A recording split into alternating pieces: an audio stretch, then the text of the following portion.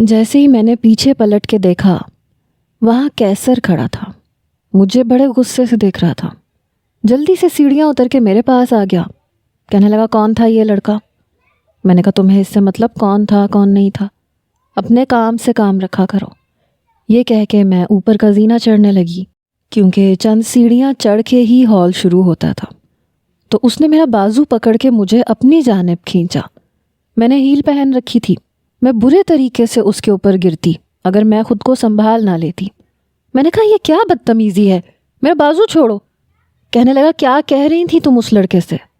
دیکھو، میں تمہیں ایک بات کلیئر کر دوں ام ہانی، اگر یہ لڑکا مجھے تمہارے آس پاس نظر آیا تو میں اسے جان سے مار ڈالوں گا۔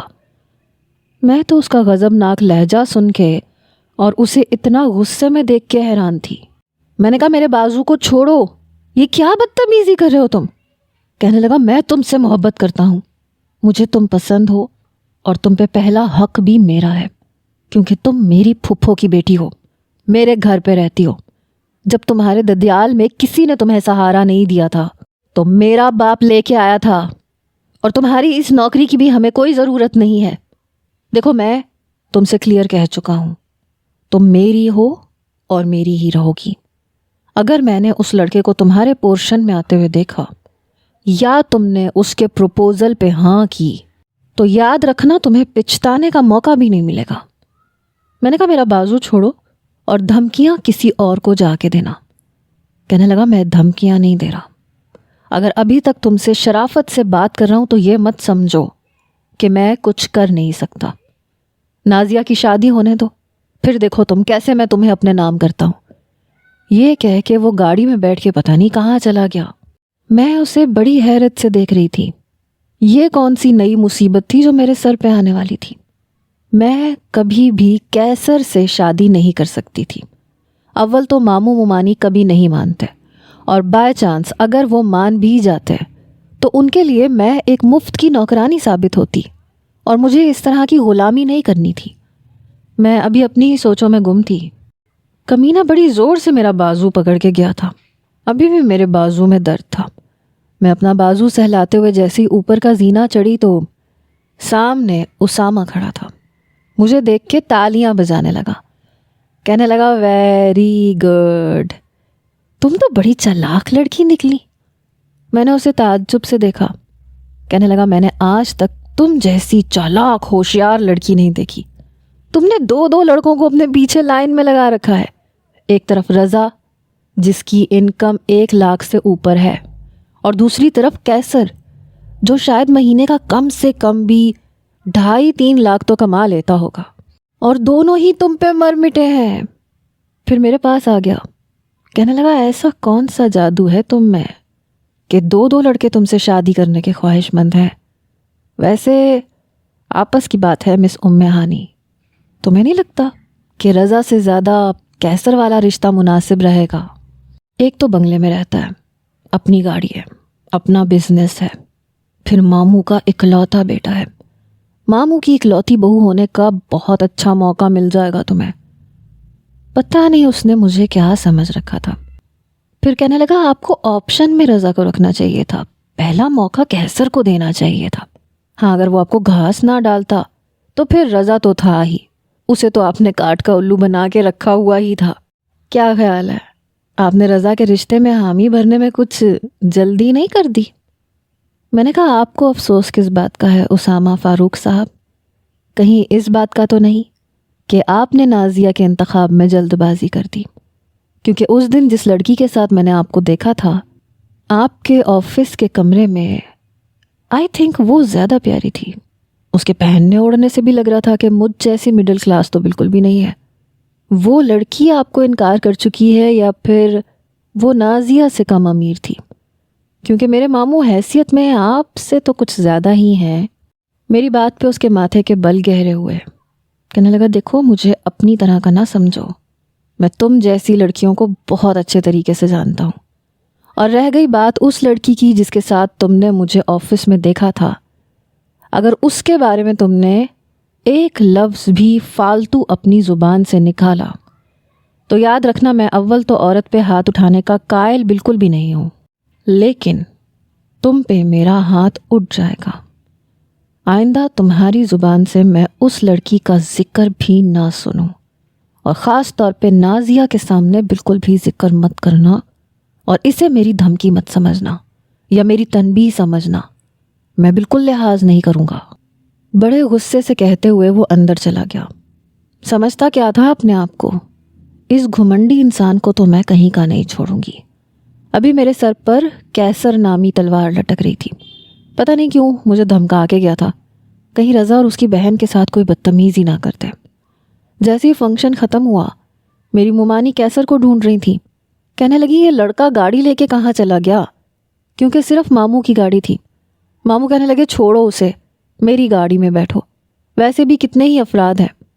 آگے ماموں اور ممانی بیٹھ گئے، پیچھے نازیہ، میں، میری والدہ اور میرے دونوں چھوٹے بہن بھائی، بلکہ بھائی کو مجھے اپنی گود میں بٹھانا پڑا۔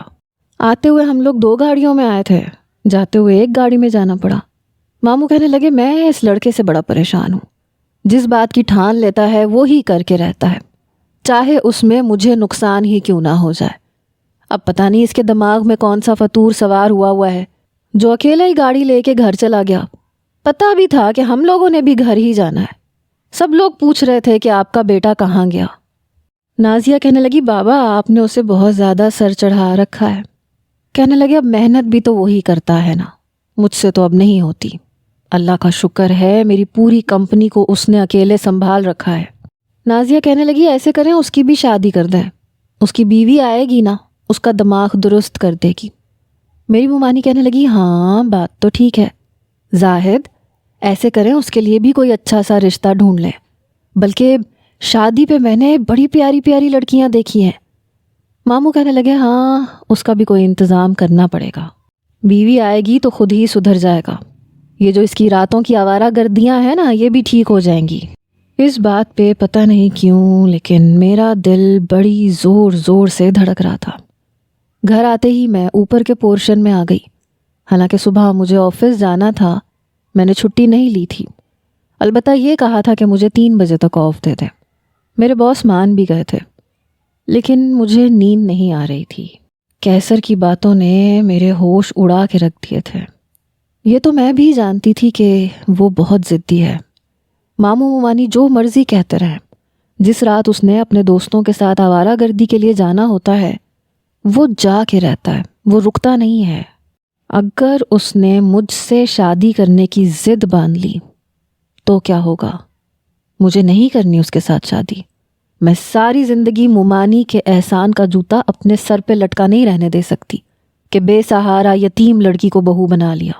اور ان لڑکوں کا کیا ہے، ان کی محبت سمندر کے جھاگ کی طرح ہوتی ہے، کنارے پہ آتے آتے دم توڑ جاتی ہے۔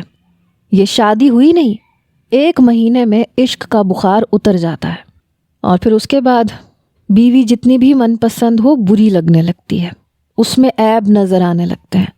مرد کی محبت بس اتنی ہی ہوتی ہے۔ میں 1 مہینے کی محبت کی خاطر ساری زندگی اپنی ممانی کے تانے نہیں سہ سکتی تھی۔ مجھے سمجھ نہیں آ رہی تھی کہ کیا کروں اور کیا نہ کروں۔ رات کے 3 بج گئے تھے، میرے بہن بھائی دونوں گہری نیند سو رہے تھے، اور یہاں مجھے نیند نہیں آ رہی تھی۔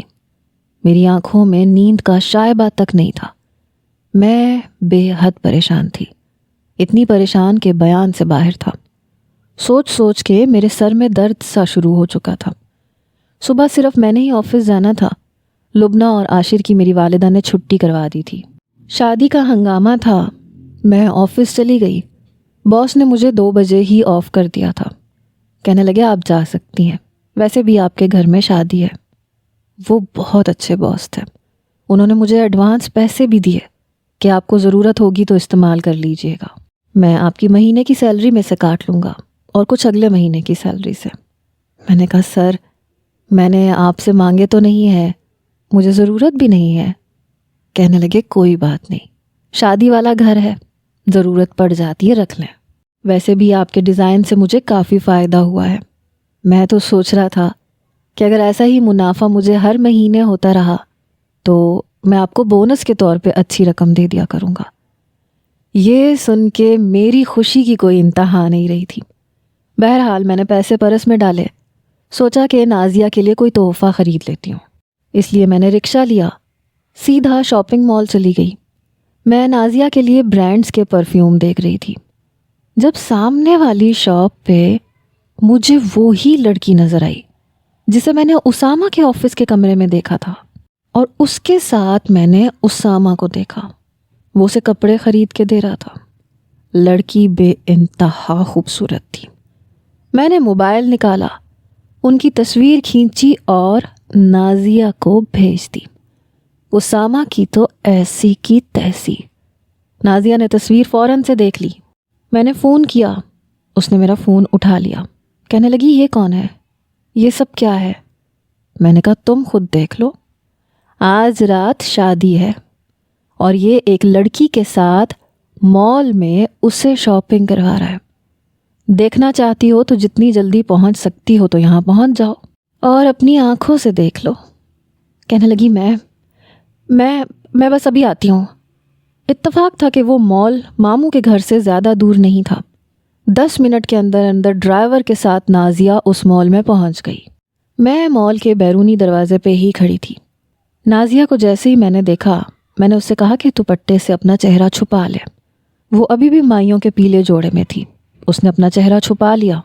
میں نے کہا وہ لوگ ابھی گئے ہیں فوڈ کورٹ میں۔ ہم دونوں اوپر کی منزل میں چلے گئے۔ دیکھا تو وہ اس لڑکی کو اپنے ہاتھ سے برگر کھلا رہا تھا۔ اس لڑکی کا ہاتھ اسامہ کے ہاتھ میں تھا۔ اتنی پبلک میں بھی اسے شرم نہیں آ رہی تھی۔ یہ دیکھ کے تو نازیہ کا غصے سے برا حال ہوا۔ وہ اس کی طرف جانے لگی تو میں نے اس کا ہاتھ پکڑ لیا۔ میں نے کہا دیکھو، میں یہاں سے جا رہی ہوں، اب میرا نام نہیں آنا چاہیے۔ تم کہہ دینا کہ تم اپنی شادی کی میچنگ چوڑیاں لینے آئی تھی۔ کہنے لگی ٹھیک ہے۔ لگ رہا تھا ابھی رو پڑے گی۔ میں وہاں سے چلی گئی۔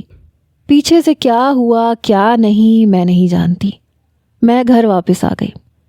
1 گھنٹے کے بعد نیچے شور شرابے کی آواز آئی۔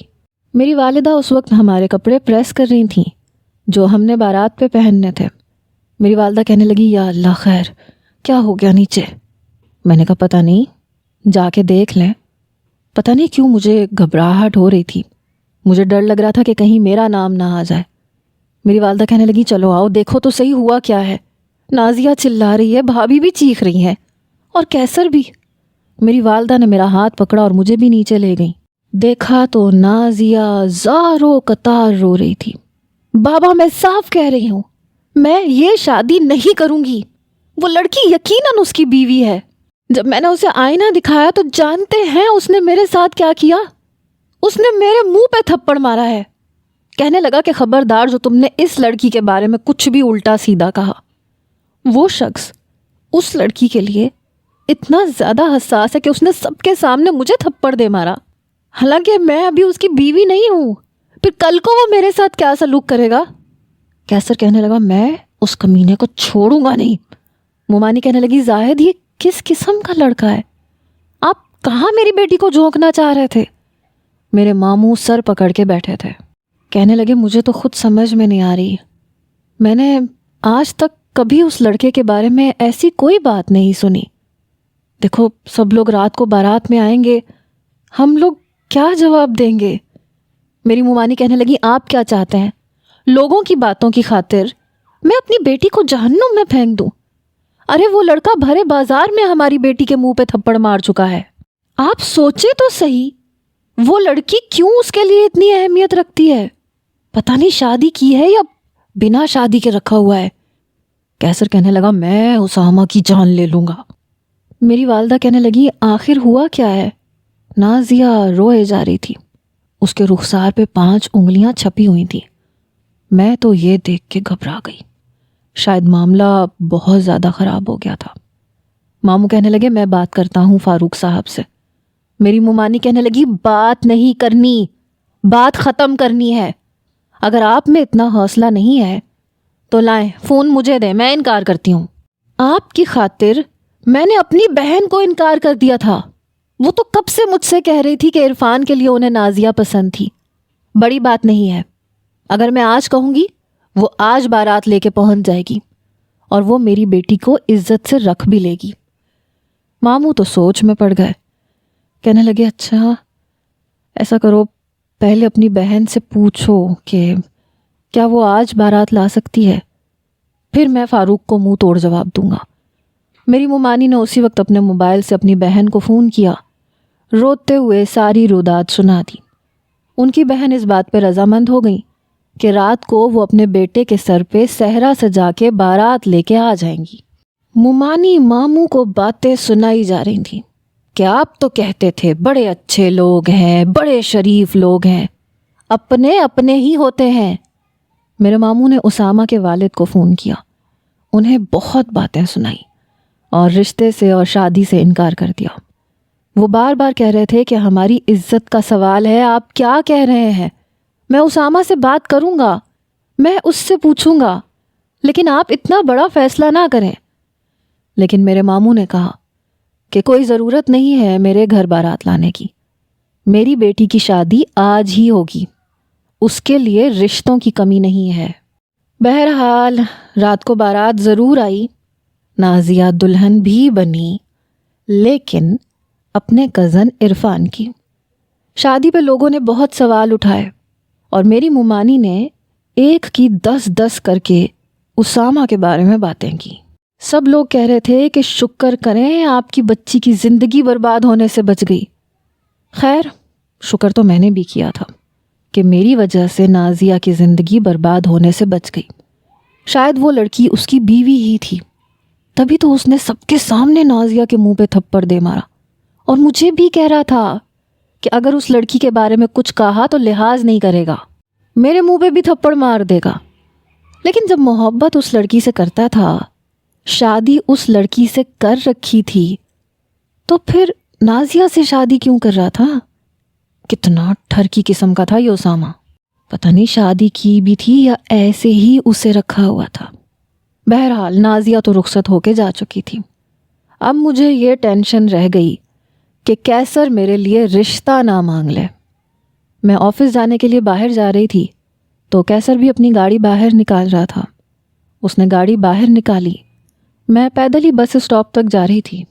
مجھ تک گاڑی لا کے اس نے ہارن بجایا، میں رک گئی۔ اگر اس نے اس دن مجھے دھمکیاں نہ دی ہوتیں تو شاید میں اس کے ہارن پہ بھی نہ رکتی۔ اس نے فرنٹ سیٹ کا شیشہ نیچے کیا، کہنے لگا آؤ بیٹھو، تمہیں آفس تک چھوڑ دیتا ہوں، مجھے تم سے بات بھی کرنی ہے۔ بات تو مجھے بھی اس سے کرنی تھی، اس لیے میں نے فرنٹ سیٹ کا دروازہ کھولا اور بیٹھ گئی۔ وہ گاڑی چلانے لگا، کہنے لگا کہاں ہے تمہارا آفس؟ میں نے کہا نہیں، آپ بس مجھے مین روڈ تک چھوڑ دو، اور دیکھو میری بات سنو، ابھی ماموں ممانی سے کچھ بھی کہنے کی ضرورت نہیں ہے تمہیں۔ کہنے لگا کیا مطلب؟ میں نے کہا تم میرا رشتہ نہیں مانگو گے اور ابھی گھر میں کسی سے بھی ذکر نہیں کرو گے۔ کہنے لگا کیوں نہیں کروں گا؟ مجھے تو بس نازیہ کی شادی کا انتظار تھا اور وہ شادی ہو چکی ہے۔ دیکھو میں تمہیں پسند کرتا ہوں اور بہت زیادہ پسند کرتا ہوں۔ میں نے کہا لیکن میں تمہارے ساتھ شادی نہیں کر سکتی۔ کہنے لگا اس رضا کی خاطر؟ کیا وہ لڑکا اسامہ کے آفس میں کام کرتا ہے؟ کیا تنخواہ ہوگی اس کی؟ حد سے زیادہ 1 لاکھ کی۔ جانتی ہو اس کے پاس گاڑی تک نہیں ہے۔ ہر لڑکی آج کے دور میں اپنا بہترین مستقبل چاہتی ہے۔ ایک لڑکی کی کیا خواہش ہوتی ہے؟ یہی نا کہ اس کو تنگی نہ ملے، اس کے پاس اچھا گھر ہو، گاڑی ہو، شوہر پیار کرنے والا ہو، اور یہ تینوں خوبیاں مجھ میں ہیں۔ میں نے کہا میں تمہارے بارے میں سوچوں گی، لیکن پلیز ابھی تم کسی سے بات نہیں کرو گے۔ اس نے میری طرف دیکھا، کہنے لگا میرے بارے میں ہی سوچنا ہے، تمہارے پاس دوسرا کوئی آپشن نہیں ہے۔ میں قسم کھا کے کہتا ہوں، اگر رضا کا رشتہ تمہارے لیے آیا اور تم نے ہاں کی یا اسے کوئی بھی جھوٹا دلاسا دیا تو میں سچ کہہ رہا ہوں، میں اسے جان سے مار دوں گا۔ بڑے غصے میں بول رہا تھا۔ کہنے لگا شاید تمہیں میری ضد کا، میری ہٹ دھرمی کا اندازہ نہیں ہے۔ میں نے کہا مامی کا رویہ تم جانتے ہو ہم لوگوں کے ساتھ کیسا ہے، حقارت سے بھرا ہوا۔ کہنے لگا امی کو میں سیدھا کر لوں گا، امی مجھے بھی اچھے طریقے سے جانتی ہیں، تم امی کی فکر نہ کرو، وہ تمہیں کچھ نہیں کہیں گی، اور ویسے بھی پھپھو جیسے اوپر رہ رہی ہیں وہ رہتی رہیں گی، بلکہ میں انہیں اوپر کے پورشن میں 2 کمرے ڈلوا دوں گا۔ پھپھو کے لیے الگ اور لبنہ اور عاشر کے لیے الگ۔ تمہارے ساتھ ساتھ میں تمہاری فیملی کو بھی سپورٹ کروں گا۔ میرا تم سے وعدہ ہے، لیکن تم اس رضا کو فارغ کرو۔ میں نے کہا اچھا ٹھیک ہے، میں سوچوں گی، لیکن پلیز تم ابھی کسی سے بات نہیں کرو گے۔ یہ کہہ کے میں نے اپنا ہاتھ اس کی طرف بڑھایا۔ مجھے دیکھنے لگا۔ میں نے کہا وعدہ کرو۔ اس کے تنے ہوئے چہرے پہ نرمی آئی۔ اس نے میرے ہاتھ پہ اپنا ہاتھ رکھا اور میرا ہاتھ پکڑ لیا۔ کہنے لگا ٹھیک ہے، آئی پرومس، لیکن ایک بار وعدہ تم بھی کرو کہ تم اس رضا سے صاف انکار کر دو گی، اسے منع کر دو گی۔ میں اپنا ہاتھ چھڑوانا چاہ رہی تھی لیکن وہ نہیں چھوڑ رہا تھا۔ کہنے لگا ہاتھ کیوں چھڑوا رہی ہو؟ تمہاری نیت میں کھوٹ ہے نا؟ وہ تلخ ہوا۔ نہیں ہے میری نیت میں کھوٹ، میرا ہاتھ چھوڑو، مجھے اچھا نہیں لگتا، ابھی ہمارے بیچ میں کوئی رشتہ نہیں ہے اور تم میرا ہاتھ پکڑ کے رکھو اس طرح۔ میں نے وعدہ مانگا تھا، یہ نہیں کہا تھا کہ میرا ہاتھ پکڑ کے بیٹھ جاؤ۔ ویسے بھی مین روڈ آ چکا تھا۔ میں نے کہا بس یہیں پہ روک دو، میں بس سے چلی جاؤں گی۔ کہنے لگا نہیں، تم آفس کا بتاؤ، میں تمہیں آفس تک چھوڑ دوں گا، اور جیسے ہی ہمارا رشتہ طے ہوگا تم جاب نہیں کرو گی۔ میں نے کہا تب کی تب دیکھی جائے گی، میرا ہاتھ چھوڑو۔ لیکن بہت ڈھیٹ انسان تھا، اس نے میرا ہاتھ نہیں چھوڑا۔ جب آفس آیا تو ہی اس نے میرا ہاتھ چھوڑا تھا۔ میں آفس میں آ گئی۔ اپنا کام میں 4 بجے ہی ختم کر چکی تھی۔ چائے پی رہی تھی جب رضا کی کال آنے لگی۔ اب مجھے سمجھ نہیں آ رہی تھی کہ میں اسے کیا کہوں اور کیا نہیں کہوں۔ میں کیسے اس بیچارے کو انکار کر دوں؟ ٹھیک ہے اس کے پاس گاڑی نہیں تھی، بہت بڑا بنگلہ نہیں تھا، لیکن وہ ایک اچھا انسان تھا۔ میں نے اس کا فون اٹھایا۔ کہنے لگا کیسی ہو؟ پہلی بار اس نے بڑا بے تکلف ہو کے بات کی۔ میں نے کہا میں ٹھیک ہوں، آپ کیسے ہیں؟ کہنے لگا بہت اداس۔ پتہ نہیں یہ لڑکے لڑکی کے منہ سے ذرا سا اظہار سن کے اتنا پھیل کیوں جاتے ہیں۔ کہنے لگا آپ کو پتہ ہے میں نے اپنی بہن کو بتایا ہے اور وہ بہت خوش ہے، لیکن وہ کہہ رہی ہے کہ ابھی 1 مہینے تک وہ رشتہ لے کے نہیں آ سکتی۔ میں نے اندر ہی اندر سکون کا سانس لیا۔ میں نے کہا اچھا وہ کیوں؟ کہنے لگا وہ آخری مہینہ چل رہا ہے نا اس کا، تو کسی بھی وقت ڈیلیوری ہو سکتی ہے۔ میں نے کہا او کوئی مسئلہ نہیں، مجھے ایسی کوئی خاص جلدی نہیں ہے۔ کہنے لگا لیکن مجھے بہت جلدی ہے۔ پتہ ہے میں نے کیا سوچا تھا؟ ایک بار میری بہن کے بچہ ہو جائے اور وہ رشتہ لے کے آ جائے تو منگنی نہیں کریں گے، بس 15-20 دن کا وقت ڈال کے ڈائریکٹ شادی کی تاریخ پکی کر لیں گے۔ اور دیکھو مجھے جہیز وغیرہ کچھ بھی نہیں چاہیے، میرا فلیٹ ہے لیکن 3 کمروں کا ہے، اور تمہاری فیملی میرے ساتھ ایڈجسٹ ہو سکتی ہے۔ میں نہیں چاہتا کہ شادی کے بعد تمہاری والدہ اپنے بھائی کے احسان تلے دبی رہیں۔ میں ان کا بیٹا بن کے دکھاؤں گا، میں ان کا سارا خرچہ اٹھا لوں گا۔ میں سوچ رہا تھا کہ کہیں پارٹ ٹائم اور جاب سٹارٹ کر دوں۔ وہ میری خاطر 2 جابس کرنے کے لیے تیار تھا۔ مجھے سمجھ نہیں آ رہی تھی میں اسے انکار کیسے کروں۔ میں نے کہا وہ میں آفس میں ہوں، بعد میں بات کریں؟ کہنے لگا رات کو بات کریں گے، میں بھی آفس میں ہوں، لیکن بس بہت بے چینی ہو رہی تھی۔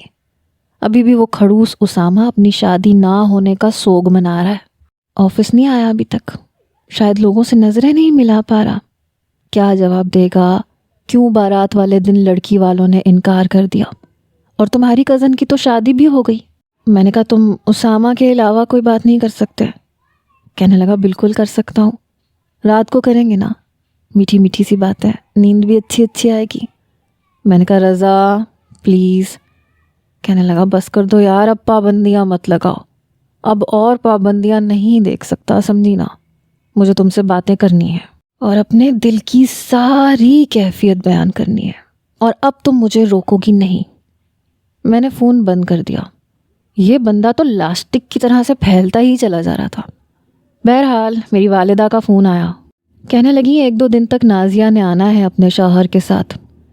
دیکھو جن حالات میں اس کی شادی ہوئی، ہم نے اسے کچھ بھی نہیں دیا، تو تم اس کے لیے کوئی تحفہ وغیرہ خرید کے لے آنا۔ میں نے کہا جی امی میں لے آؤں گی۔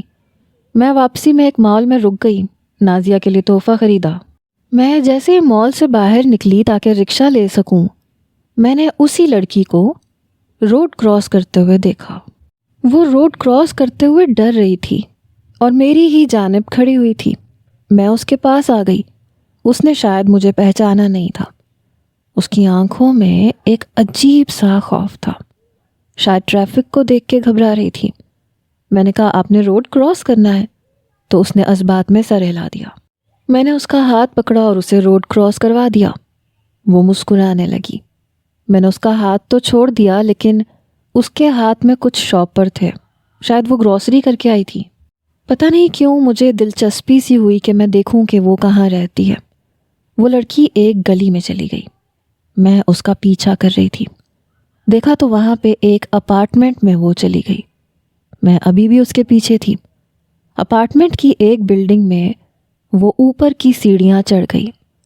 وہ بہت بڑا اپارٹمنٹ تھا اور صرف 2 منزلہ گھر بنے ہوئے تھے، یا آپ اسے فلیٹ بھی سمجھ سکتے ہیں۔ میں اس کی مطلوبہ بلڈنگ کو دیکھ چکی تھی، تو یہاں رکھا ہوا تھا اسامہ نے اس لڑکی کو۔ میں سوچ رہی تھی کہ اس لڑکی سے دوستی کر کے دیکھتی ہوں تاکہ اصل کہانی پتہ چلے۔ حالانکہ مجھے اسامہ سے محبت وغیرہ نہیں تھی، نہ میرا اس کے ساتھ کوئی لینا دینا تھا۔ اب تو نازیہ کا بھی اس سے رشتہ ٹوٹ چکا تھا۔ پتہ نہیں اس لڑکی کی معصومیت نے مجھے مجبور کیا، یا پتہ نہیں کون سا جذبہ تھا۔ بہرحال میں گھر واپس آ گئی۔ اس لڑکی کے بارے میں سوچنے لگی۔ کتنی معصوم تھی، کتنی پیاری سی تھی۔ اس لڑکی کی عمر بھی بہت زیادہ نہیں تھی، بمشکل 19 سال کی ہوگی۔ پتہ نہیں کیوں مجھے اس لڑکی پہ بڑا ترس آ رہا تھا۔ اگلے روز میں آفس کے لیے گئی اور سوچ چکی تھی کہ آج اس لڑکی سے کسی بھی بہانے سے ملاقات کرنے ضرور جاؤں گی۔ کہ تم یہاں؟ میری ایک دوست یہاں رہتی ہے اور پتہ نہیں اس کا فلیٹ کہاں ہے، اور میں ڈھونڈتے ہوئے یہاں آ گئی۔ مجھے بس یہ جاننا تھا کہ آخر اس لڑکی کی ایسی کون سی مجبوری تھی کہ وہ اس اسامہ کے چنگل میں پھنس گئی تھی۔